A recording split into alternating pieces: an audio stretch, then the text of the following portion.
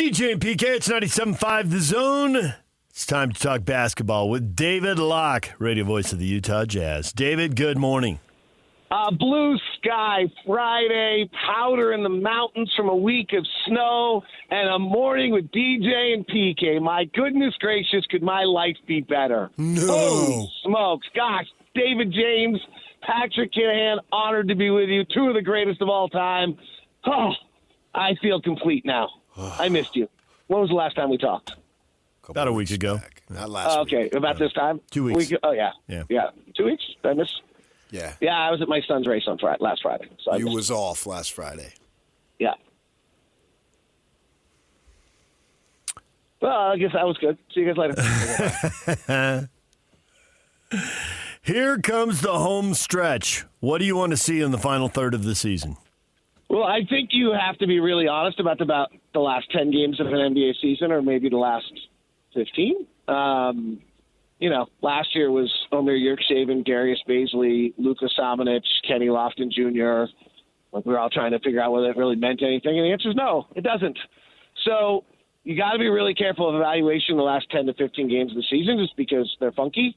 And so I think this next stretch is really, really important. In fact, I would argue it's the most important 15-game stretch, 20-game stretch of the season for the Utah Jazz in the realm of development. Your players have had a year. They've got, they're working, and now it's time. Like, this is, like last year, the last 15 games of the year, Keontae was out there on an island by himself without Lowry, without John, without Jordan. And, I didn't think you could take a lot from it. I thought it was unfair for Keontae. Well, let's see. You're going to be out there. We got about 15 games. You've got a perfect mix of games against really, really, really good teams like tonight, and then you've got actually 5 or 6 games against not very good teams. And, when Keontae George is playing Toronto and being guarded by Grady Dick, he should win that matchup. He should be better than him. That's what we need him to be.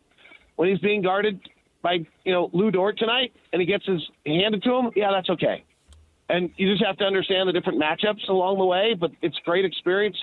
When we're playing Boston and Derek White's up in on him and he has a tough night, then he has a tough night. But when we go to Washington and he's being guarded by Bub Carrington, he should kick the crap out of Bub Carrington. And I think that's what's really important for the next 15 games, is to see where they mark up against individuals in certain matchups and certain games. And each of the developing players have their own little individual moments that I think matter. But I think it's important for this next. I think this is a really important stretch of basketball games for the franchise. I'm reading from a piece in the Deseret News from their beat writer. Sarah Todd, the writer, probably. Yes, and it's if you haven't been told, she just got engaged. She'll let you know. Okay, cool. Good luck for her. Yeah. Appreciate Congratulations. I guess is the better word rather than good luck. It says it's a piece on searching for the core of the young group, right? And it says, for George, Sensabaugh, and Collier, things have been looking a bit bleak. George, who is statistically one of the very worst defenders in the NBA, lost his starting job to a rookie, and obviously that's Collier, and who is barely shooting above 20% from three-point range. And that rookie, Collier, having flash and ability to be a strong playmaker, has lacked the size and talent to make a meaningful mark outside of his passing. And so I wanted to get your comment on that. What do you think about that? I mean, I think if you're building a core for a franchise, let's look at the Rockets and the Thunder as they come in the next two opponents.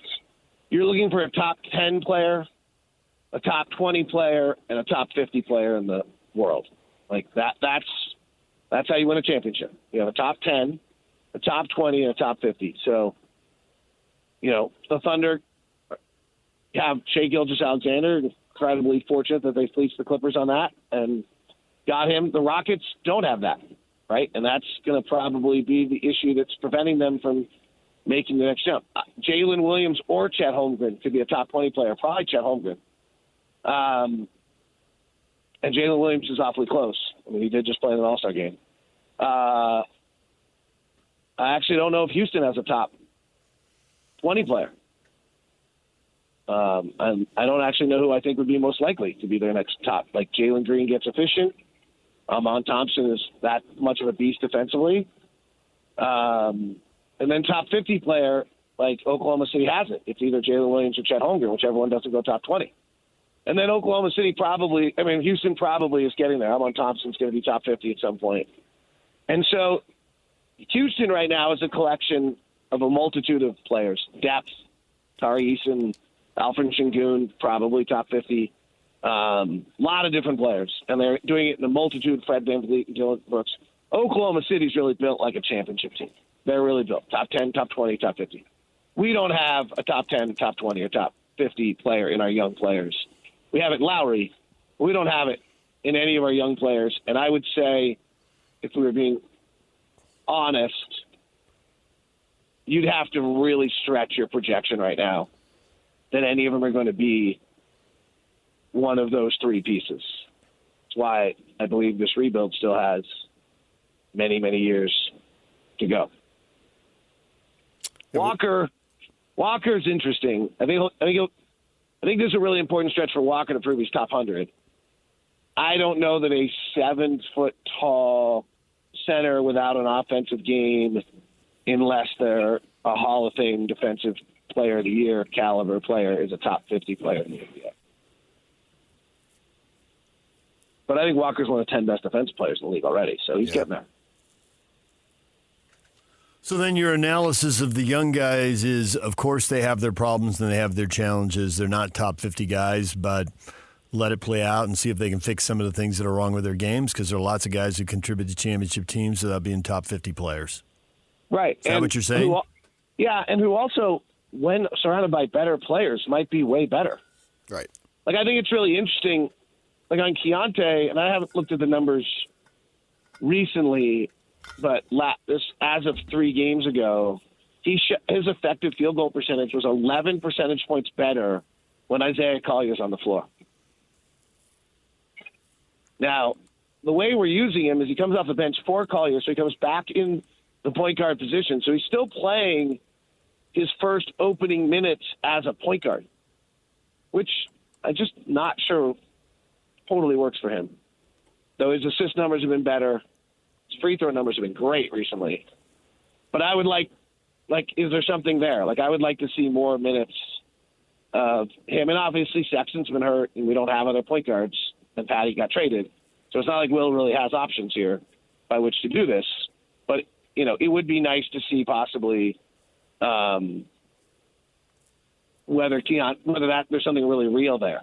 That if Keontae playing off the ball in his natural position he played as a young player in high school and college, is much more efficient, gets to the line a lot more. Only, if you're coming from the top, you have to make 2 reads. If you're coming from the right on the wings, you usually have to make 1 read. It's a lot easier. And so maybe that's really going to help him out. And so those are some of the things you're looking for in the final stretch. How many guys, though, in their rookie year are top 10, top 20, top 50? None. Right. Like none. I mean, right. was Gilgeous Alexander. I mean, I'm not saying they'll grow into that, but they can get better, right? Right. 100%. And I think they're all showing, individual moments in time. Let's also take a look at Walker for a second. Like, how much better is Walker right now than he was a year ago? Substantial. So, trying to put a stamp on Isaiah in his first year, Keontae in his second year, Flip in his first year seems really unfair. When we're literally have an example of us where if we put a stamper on Walker last year, it would have been 12-minute a night big, trending the wrong direction, all sorts of negative comments, which I didn't think were fair at the time, but that's where we were. Now you're trending, 12 months later, top 10, 15 defensive player in the league, should be all defensive team this year, depending on how they vote. Affects the second most shots of any player in the NBA, 4th best player in the league at denying shooting percentage inside 6 feet. Really great. So, let's let Keontae have a third-year progression and see what he does. Let's let Collier have some time. So I think you're right. You can progressively move into that. I think, a good example would be Atlanta's Jalen Johnson. I don't know how high you want to put him on the list. But, he was pretty non-factor for a year or two. He's really good now. He's out for the year, which kills Atlanta. But and the Spurs have that draft pick just to get everyone scared that they're going to add Cooper Flagg to Victor Wembanyama. But that, I think I'm with you 100%, PK. All we have right now is to evaluate them as where they are. But you got to be really careful on. Now, there are some statistical trends, right? players who've shot below 40% from the field and below 33% from three in their opening 2 years in the NBA career, you got about like that. You drop. Like, if you think about it, every single one of these guys has, the day they're drafted, if they're not drafted in the top 10, they got a 50% chance of making it as a rotation player in the NBA. That's the rate, 50%.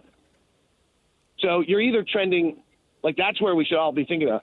Like Isaiah Collier is now trending above 50%, right? Keontae, I'm not sure, honestly. Walker's trending way above 50% now. But that's where we should be thinking about it.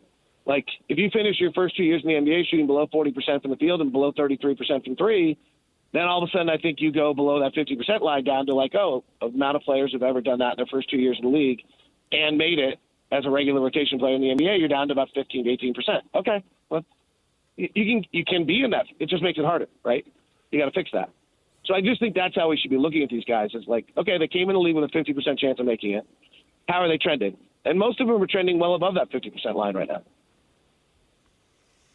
I think the other thing is you watch the Jazz rebuild here. These are not guys to get all sorts of fired up about, as you point out, Dave, about being top 10, top 20, top 50. But it's still important to develop guys 4 through 8 or 4 through 9 because we see plenty of teams that have guys who are top 10, 20, or 50, and they do not have a team around them. And you could go on and give us stats about the Denver Nuggets and what happens when their best player sits down. And we could probably say the same thing about Phoenix. We can probably say the same thing about Golden State. And we can probably keep going around the league. So even if these guys have their flaws and limitations, if they can bring something to the table, having guys 4 through 8 is important. And equally important, frankly, is them developing as possible assets in a trade. Yes, clearly. Right? Like, so let's say we get bad lottery luck and we go to 6, and our evaluation is that there isn't actually a 6th best player in this draft that's very good. And the front office says, like, wow, like, we're not going to have one of those 3 pieces again. We're still, like, without it. You know what? Let's go see if there's a real player that's proven available. And, last offseason, that was Karl Anthony Towns, Mikal Bridges, Trae Young was talked about a lot.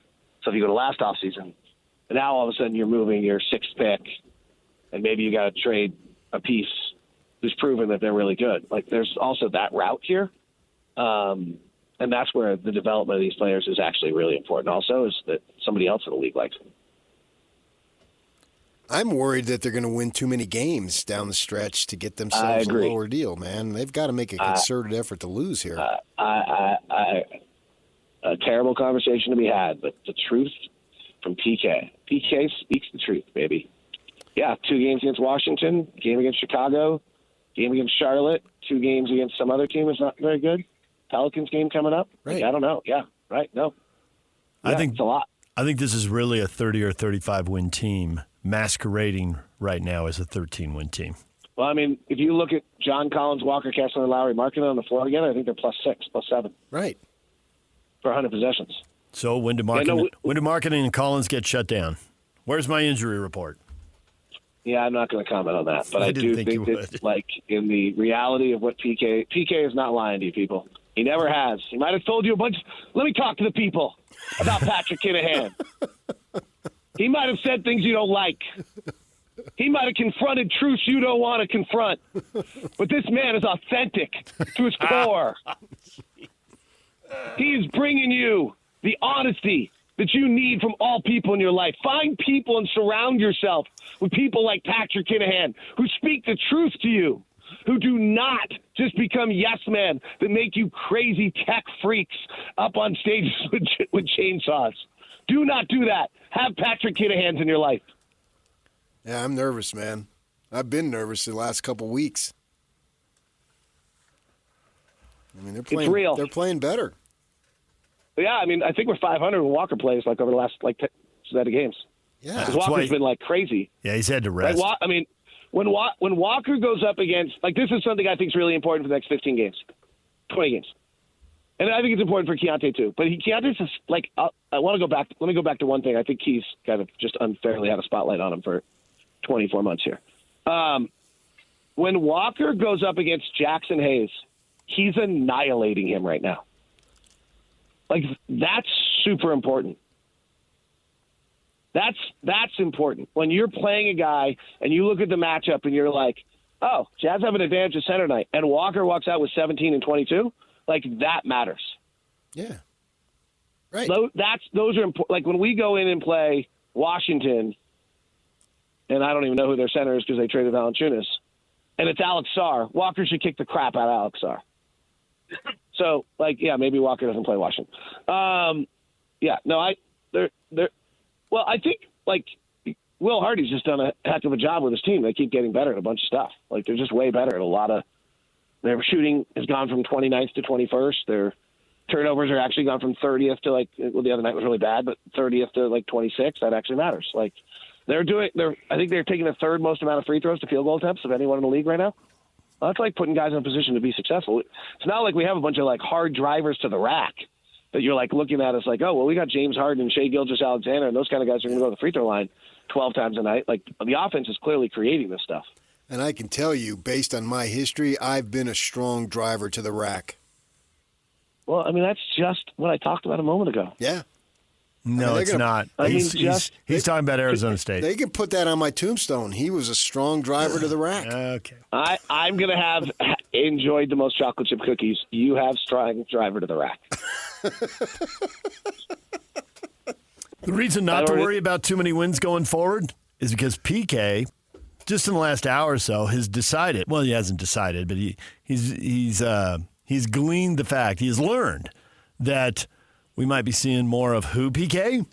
Well, we had on Ryan Smith. He said we're probably going to see more of Cody Williams. I want to see 40 minutes of Cody Williams, unless you see 45 or 48. He's not ready. Well, I don't want. That's why I want him out there. We're just having.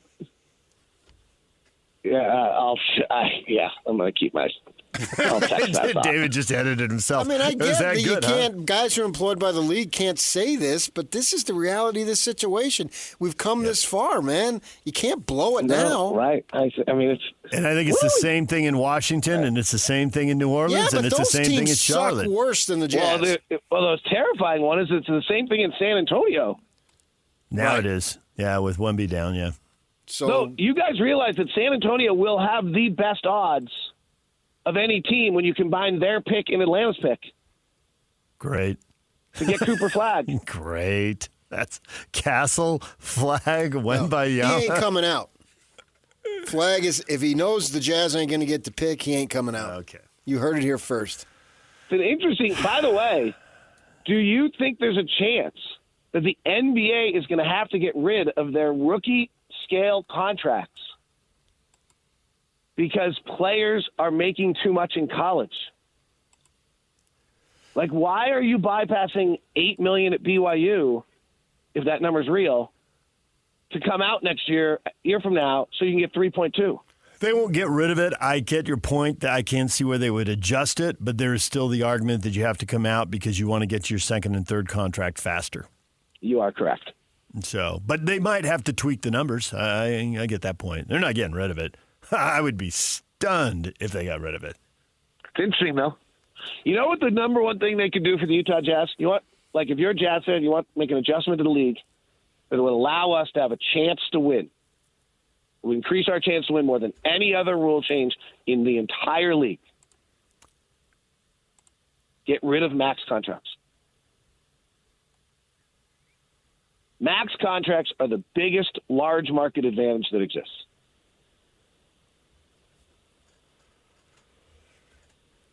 Let them spend 80% of the payroll on one player if they want. Yeah, or we can. Or we then use our payroll correctly and build a team, however, without the star of getting players. But if you're going to have LeBron James, you're going to have to pay 80. You're going to have to use the fact that we're capping how much of your payroll you can use on LeBron James means that those teams that cannot get a star player to stay in their city are incredibly prohibited from any chance of winning. Fine, De'Aaron Fox wants to go, but you got to pay De'Aaron Fox more than 40% of the contract, and then we in Sacramento will allocate our money correctly. It also would actually find out which general managers are actually best. it would open all sorts of analytics of value. It would be really interesting.